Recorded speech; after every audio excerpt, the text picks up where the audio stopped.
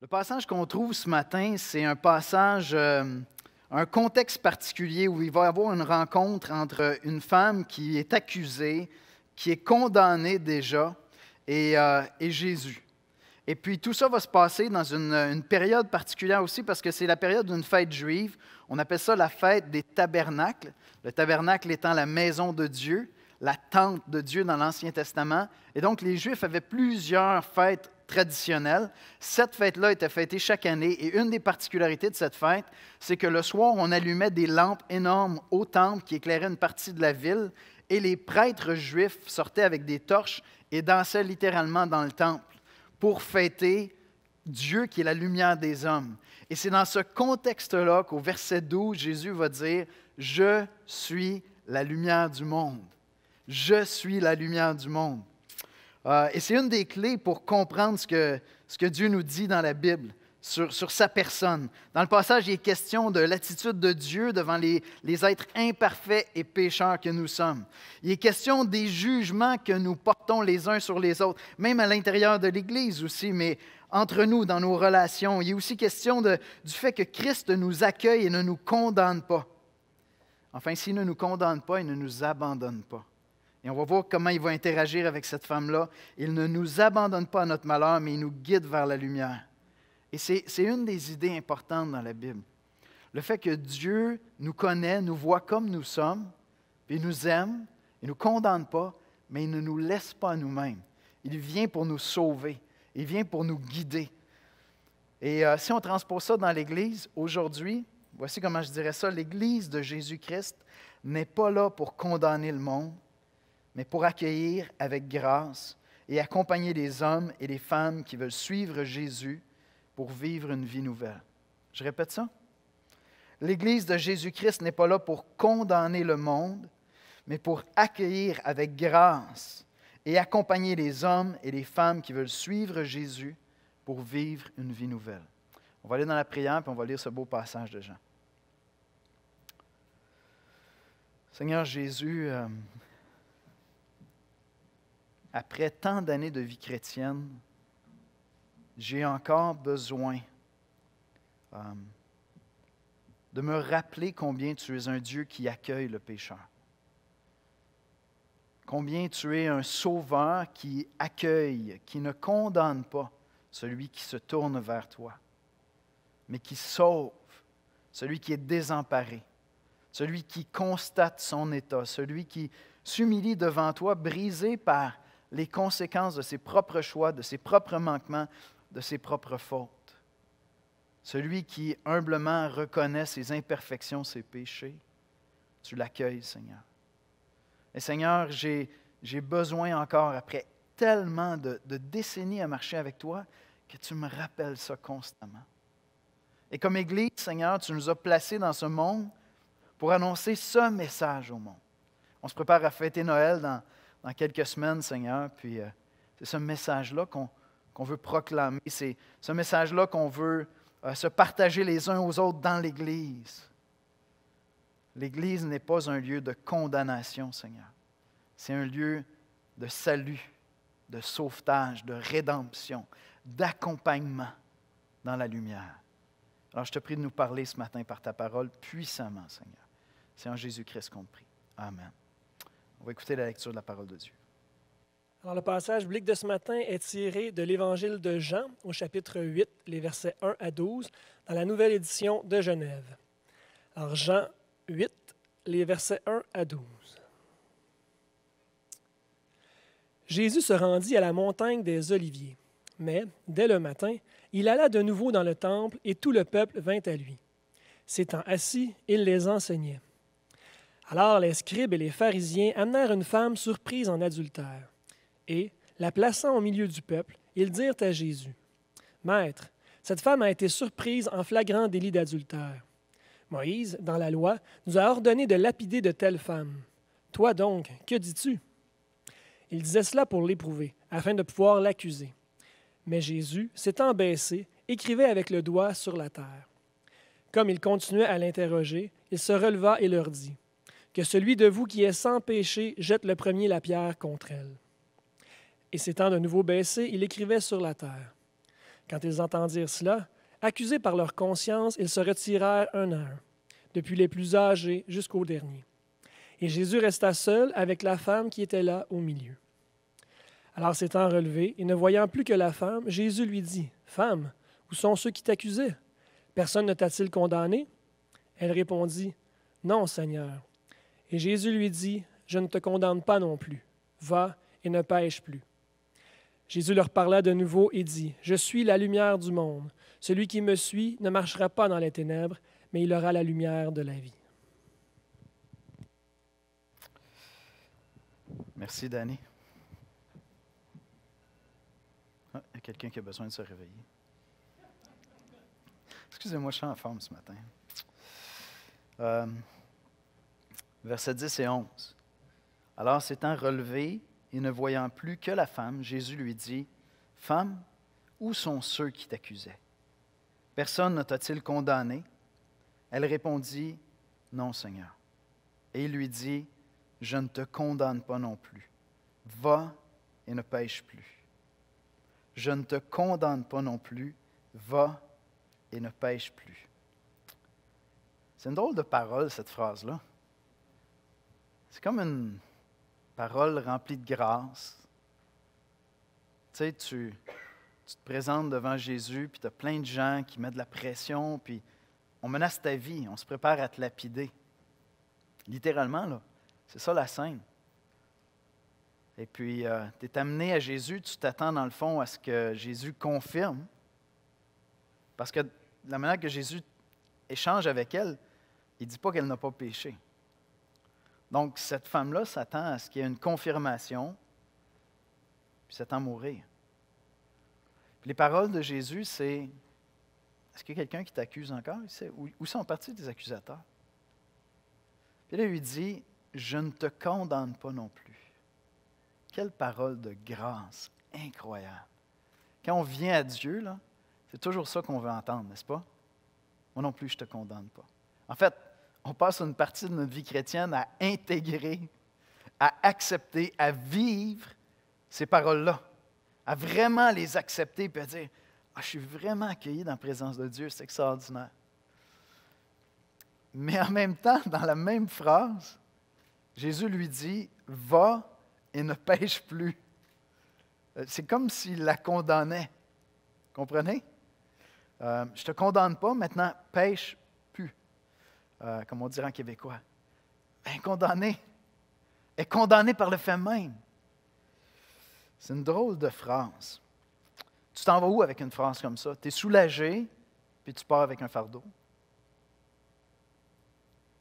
Tu es soulagé, puis si tu es lucide, tu te dis, bon, je suis bon pour aujourd'hui. J'espère leur croiser demain, puis qu'ils vont me dire la même chose. Ce matin, on va voir ensemble que Jésus ne vient pas pour te condamner, mais pour te guider dans la lumière de la vie. Jésus ne vient pas pour te condamner, mais pour te guider dans la lumière de la vie. La loi de Dieu te condamne-t-elle? Il y a comme une idée qui traverse tout ce passage-là, même le passage de la semaine dernière, c'est cette idée de condamnation. Ceux qui étaient des ennemis de Jésus, déjà des autorités juives qui n'avaient pas confiance en lui, ils avaient senti qu'il n'allait pas appuyer l'establishment trop, puis là, ils étaient en train de chercher comment l'éliminer. Puis là, il y a un moment où Nicodème va intervenir en la faveur de Jésus au verset 51, donc Jean 7, 51, et puis il va dire ceci, « Notre loi condamne-t-elle un homme avant qu'on l'entende et qu'on sache ce qu'il a fait? » La loi de l'Ancien Testament était super claire. Quand il y a des accusations contre quelqu'un, il faut que tu cherches des témoins, il faut que tu écoutes l'accusé, il faut que tu valides les choses. Tu dois écouter. Puis tout ce qu'il avait dit, c'est, écoutez, regardons-le aller. Laissons-le aller, on va voir si vraiment c'est quelqu'un qui est contre Dieu. Le temps va dire les choses, on va l'écouter, puis on va voir ce qu'il y en est. Maintenant, ce thème-là de condamnation traverse le passage. Je veux dire, la foule d'hommes qui amènent cette femme-là l'ont déjà condamnée, et puis ils cherchent une condamnation de la part de Jésus, puis Jésus va dire, moi je ne te condamne pas. Voyez-vous, donc cette idée-là commence avec, est-ce que Jésus est condamnable lui-même? Eux, ils l'ont déjà condamné, cette femme-là, et puis Jésus lui dit, non, moi je ne te condamne pas.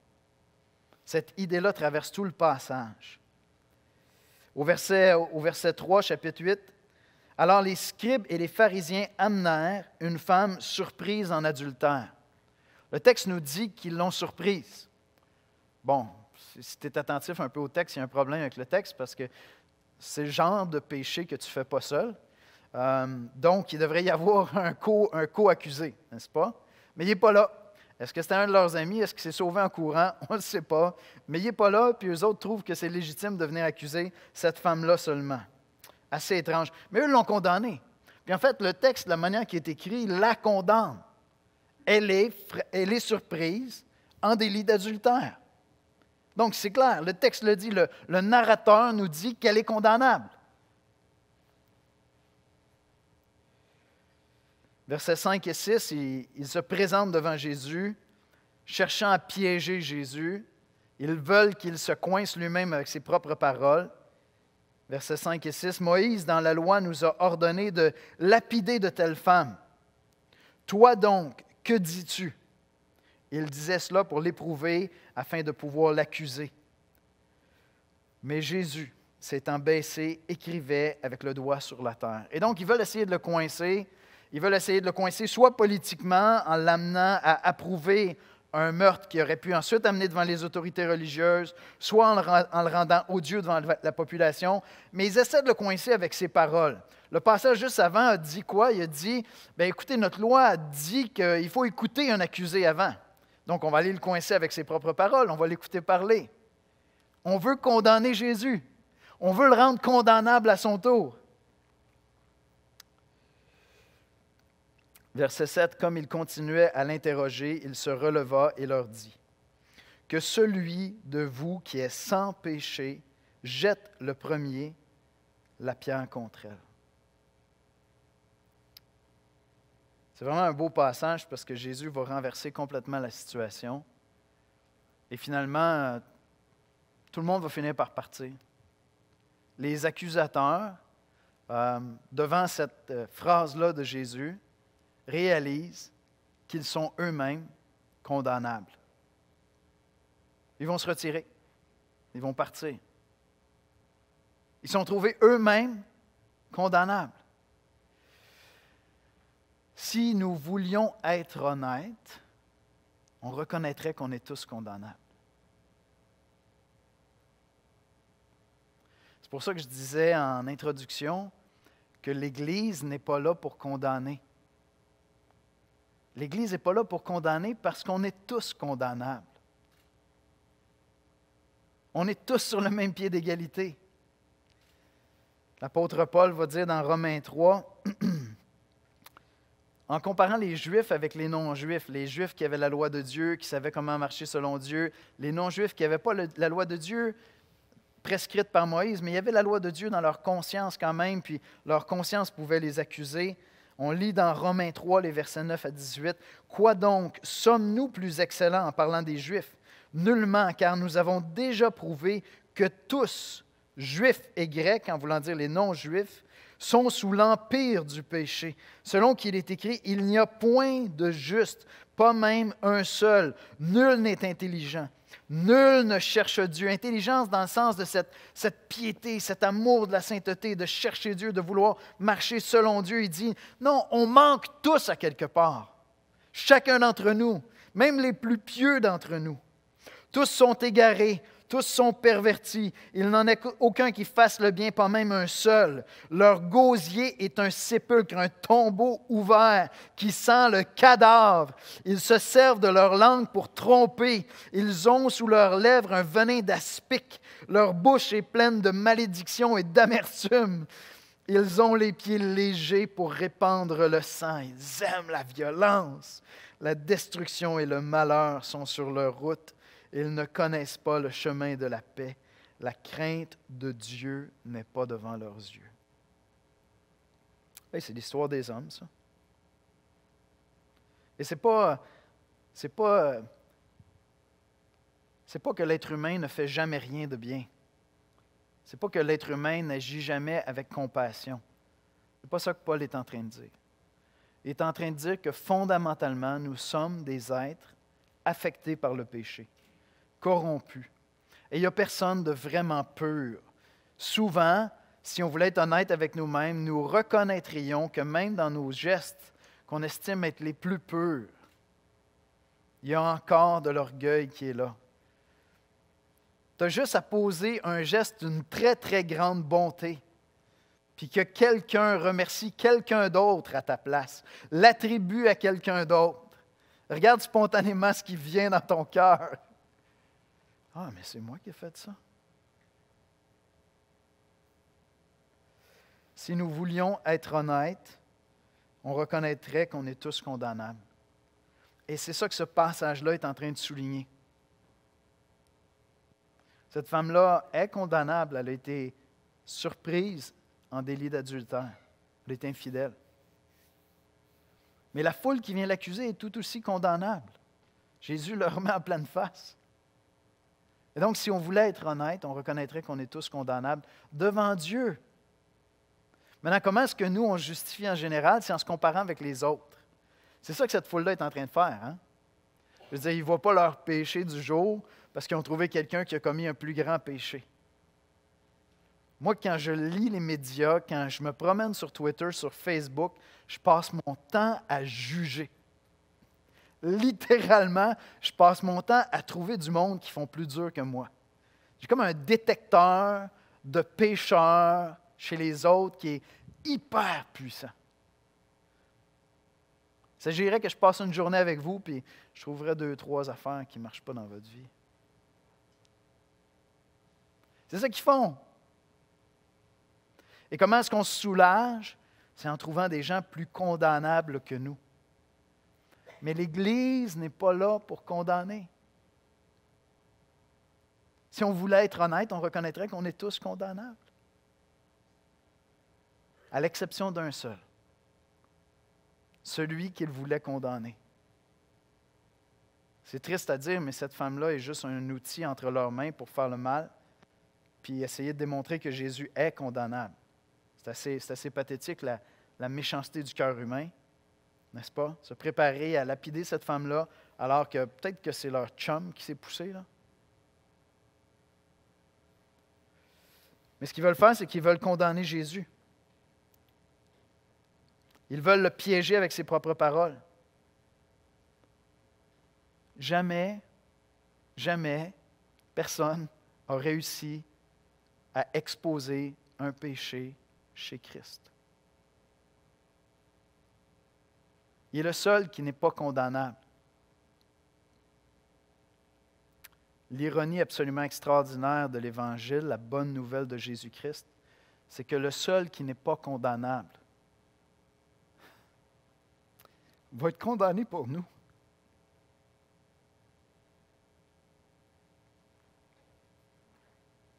« 2 Corinthiens 5, 21.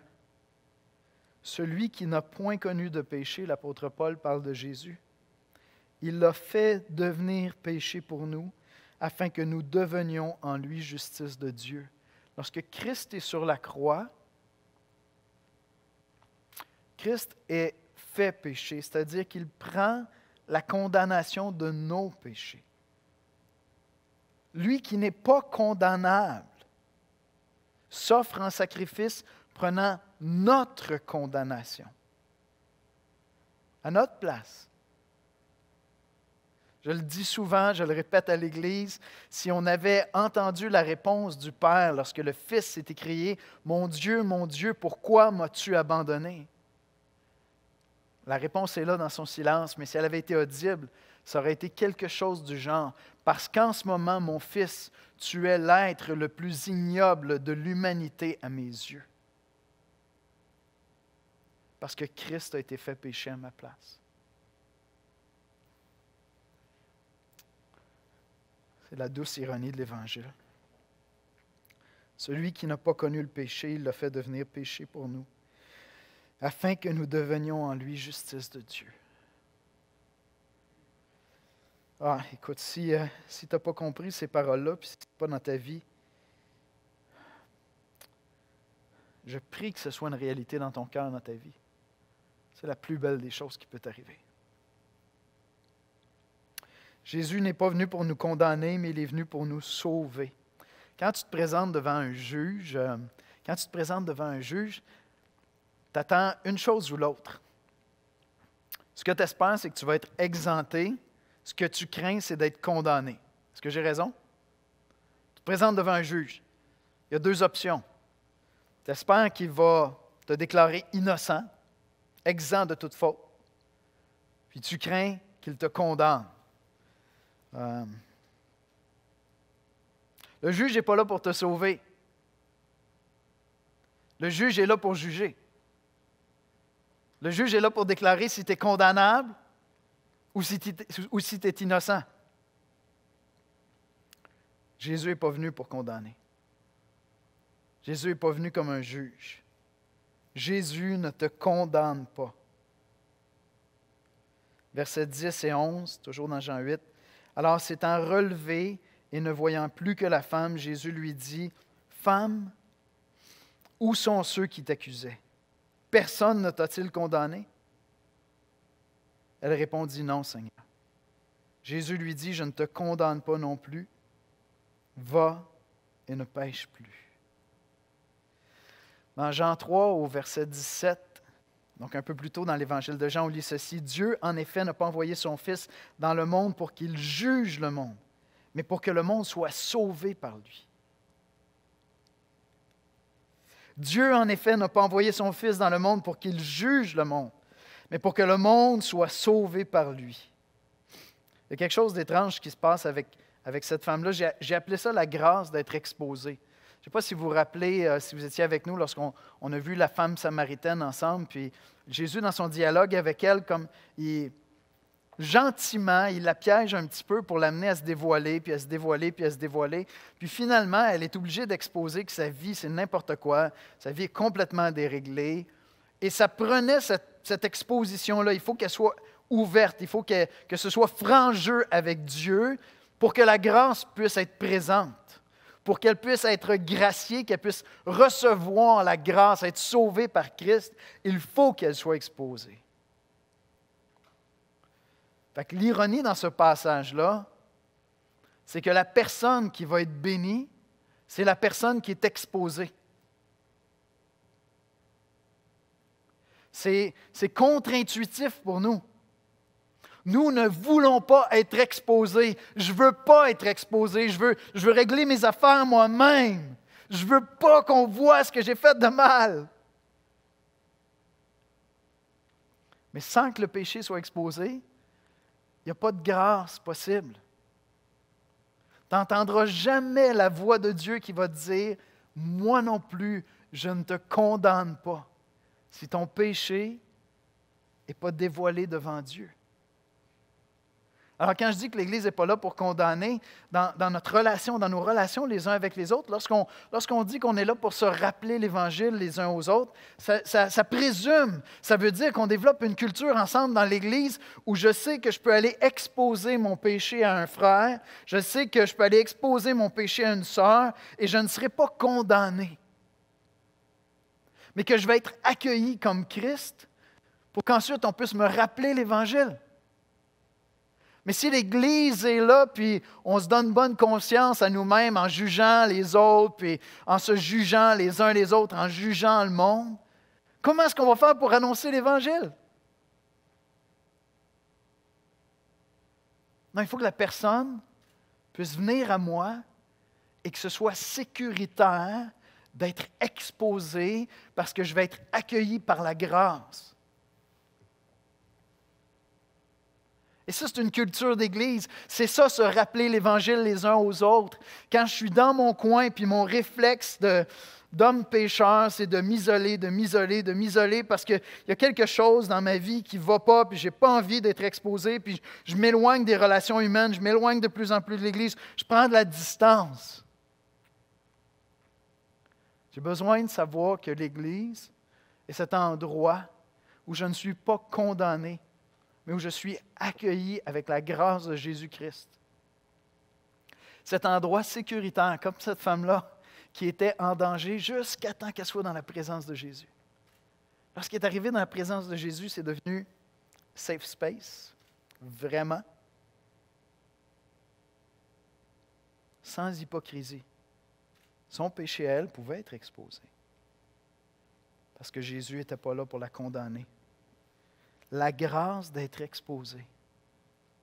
Si dans ton rapport avec les chrétiens, ça ne fait pas partie de ta vie chrétienne de confesser tes péchés entre hommes ou dans un petit groupe ou des choses qui se partagent, puis quand c'est très intime, je vais prendre un temps entre hommes, puis on va aller partager ces choses-là, des femmes ensemble.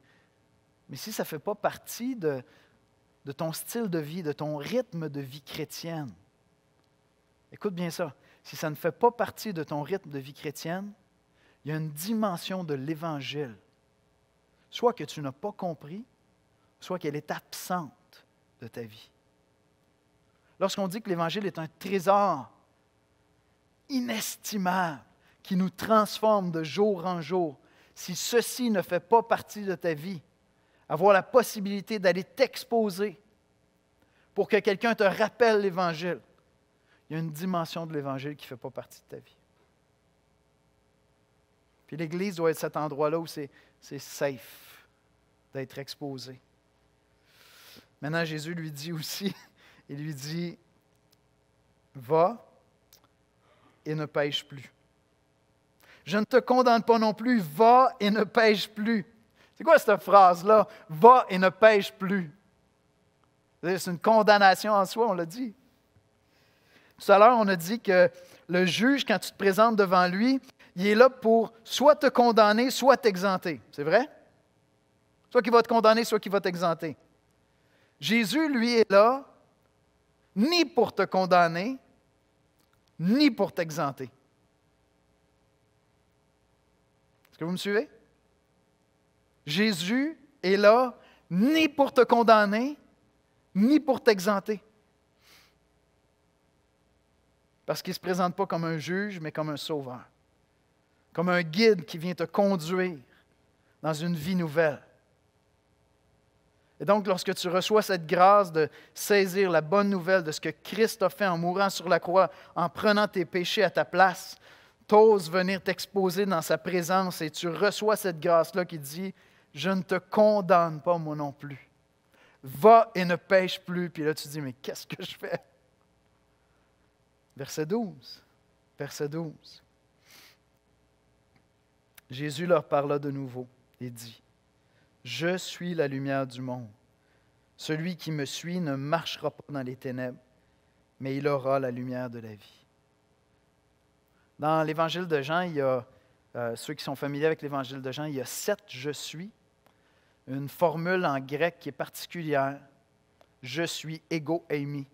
Puis ça apparaît 7 fois, 7 déclarations où, à travers c'est unique à l'Évangile de Jean. Des 4 évangiles, c'est le seul où c'est présenté comme ça, formulé comme ça. Et il y a une révélation progressive de la personne de Jésus. On en a déjà vu un, puis on va célébrer tantôt le repas du Seigneur qui évoque ça quelque part. Je suis le pain de vie.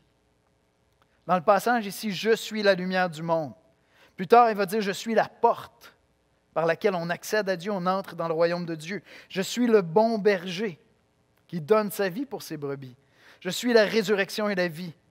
6e, je suis le chemin, la vérité et la vie. 7e passage, je suis la vigne, vous êtes les sarments.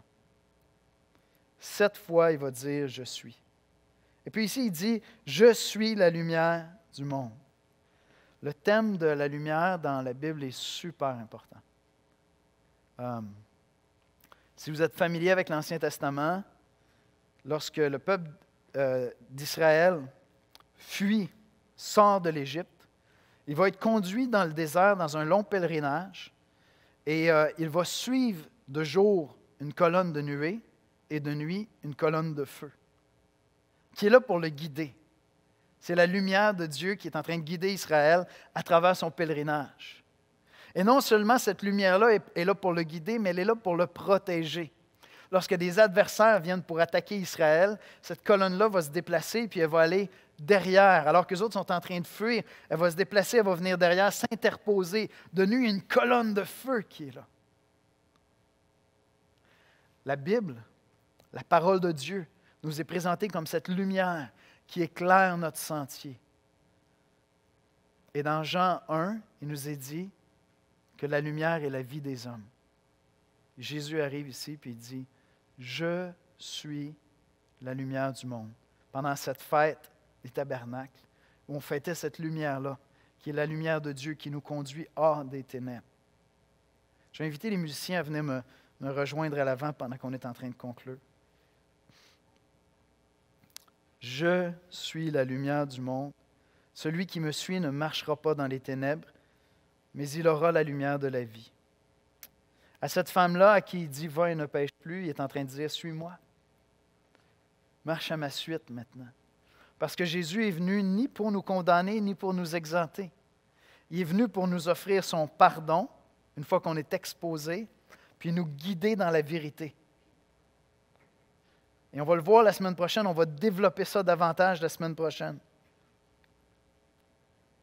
Je suis la lumière du monde, celui qui me suit ne marchera pas dans les ténèbres, mais il aura la lumière de la vie. Suivre Jésus, c'est apprendre à vivre dans une nouveauté de vie. C'est apprendre à marcher autrement. C'est apprendre à l'imiter. Puis il vient de nous dire dans le passage précédent, on a vu ça avec le pasteur Éric la semaine dernière, mais il nous donne son Esprit Saint qui nous conduit dans cette lumière. Alors, on apprend comme Église, une fois qu'on a reçu l'Évangile, une fois qu'on a été pardonné de nos péchés, une fois qu'on s'est exposé puis qu'on a entendu la voix de Christ qui nous dit « Je ne te condamne pas non plus », on apprend ensuite à suivre Jésus, à marcher à sa suite. Puis il vient nous guider dans ses voies parce qu'il est la lumière du monde. Il nous appelle à sortir du péché. Donc, Christ ne me condamne pas, mais il ne m'exempte pas de marcher à sa suite. Il veut me conduire dans ses voies. C'est comme une espèce de tension qu'on ne comprend pas bien tant qu'on ne saisit pas bien l'Évangile. Plusieurs entendent de l'Évangile que Jésus a dit « Moi non plus, je ne te condamne pas ». Ça ne s'est pas arrêté là. Il a dit « Va et ne pêche plus ». Oh, mais comment je fais ça, Seigneur? Comment je fais pour ne plus pécher? Moi, je suis un pécheur. Je vais recommencer demain matin, je vais pécher dans 5 minutes. Hey, ça se peut que je descende tantôt et que je me dise « Hey, good job, mon homme. » Alors que je devrais dire « Seigneur, c'est toi, c'est ton message, pas le mien. C'est ta gloire, c'est pas la mienne. » Comment je fais? Va et ne pêche plus. Je suis Jésus. Je vais marcher à sa suite. Je vais apprendre à l'imiter. Et j'ai son esprit qui est en moi. Donc, je ne sais pas ce que tu es en train de vivre actuellement. Cette semaine, mon cœur était troublé. Profondément troublé. Tellement troublé que j'ai dit à Esther, je ne peux pas en parler. À mon épouse, à qui je partage tout. J'ai dit, je ne suis pas capable d'en parler. Et ma prière, c'était quoi? Toi, la lumière du monde, viens me conduire. Montre-moi qu'est-ce que tu attends de moi maintenant. Parle-moi, guide-moi. Parce que moi, je suis un pécheur. Je suis un pécheur. Ces questionnements-là, ces bouleversements-là, ça va tourner au vinaigre dans mon cœur, dans mon âme. J'ai besoin que tu me conduises. Puis il me donne cette promesse-là. Il me donne cette belle promesse-là. Celui qui me suit ne marchera pas dans les ténèbres. Ne marchera pas dans le péché. Il ne marchera pas dans le péché. Mais il aura la lumière de la vie. Amen. Le Seigneur est tellement bon. L'Église de Jésus-Christ n'est pas là pour condamner le monde, mais elle est là pour accueillir avec grâce et accompagner les hommes et les femmes qui veulent suivre Jésus-Christ pour vivre une vie nouvelle. Et c'est ça qu'on veut être comme Église. Et si à quelque part le Saint-Esprit te fait entendre sa voix, puis l'Évangile commence à résonner dans ton cœur, dans ton âme, accepte d'être exposé. Va vers un chrétien, va vers un ami que tu connais qui est chrétien, puis dis-lui, écoute, j'ai besoin de mettre ma vie sur la table devant toi pour que tu m'aides à comprendre la grâce qu'il y a en Jésus-Christ. J'ai besoin que tu me racontes qu'est-ce que ça veut dire que Jésus a été fait pécher à ma place. J'ai besoin ensuite que tu m'accompagnes. J'ai besoin d'être accompagné. C'est ça, à ça que sert l'Église. On est là pour accompagner les gens alors qu'ils apprennent à suivre Jésus. C'est à ça que sert l'Église de Christ. Si comme chrétien, quand tu pêches, tu règles ça seul avec Dieu, c'est bien de le faire spontanément, mais régulièrement, tu devrais pouvoir mettre ça sur la table avec un frère, avec une sœur. t'exposer et vivre cette Église qui n'est pas là pour condamner, mais qui est là pour guider, pour accompagner des gens qui veulent marcher à la suite de Christ. On va prier ensemble. Seigneur Jésus, merci pour ta parole. Seigneur, je suis tellement en sécurité dans ta présence. Dans ta présence, Seigneur, dans la présence de ton Église animée par ton Esprit Saint. C'est l'endroit, Seigneur, où je n'ai plus à cacher qui je suis. C'est l'endroit où je n'ai plus à faire semblant. Et Seigneur, ma prière, c'est que l'Église de l'espoir, que ton Église, Seigneur, soit cet endroit sécuritaire où je peux être exposé sans être en danger. Parce que ce ne sera pas la condamnation que je vais recevoir, mais l'Évangile de la grâce, Seigneur. La bonne nouvelle de la grâce, Seigneur. Enseigne-nous comme Église à transpirer dans nos attitudes, nos comportements, nos paroles, Seigneur. Moi non plus, je ne te condamne pas. Et à accompagner les gens, Seigneur, à marcher à ta suite. Toi, Jésus, la lumière du monde. Seigneur Jésus, on veut t'adorer ce matin dans ce temps du repas du Seigneur, dans ce temps de louange. On veut élever nos âmes vers toi, Seigneur. On veut se tourner vers toi. On veut te célébrer parce que tu es la lumière du monde. Amen. Amen.